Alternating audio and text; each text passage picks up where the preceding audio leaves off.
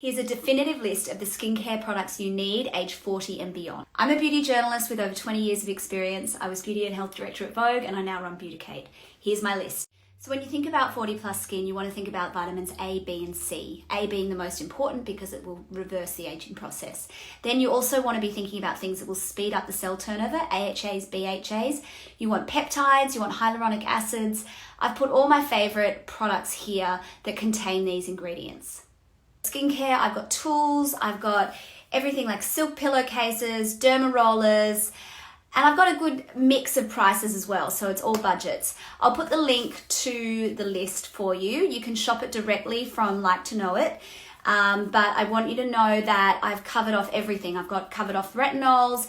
I mean, sunscreen is so important. This is one of my favorite sunscreens. You can click right through and buy. If you're plus 40, I would really consider an LED mask and a derma roller.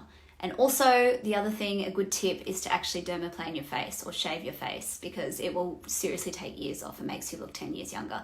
So all these tricks and beyond, check out the list and let me know what you think.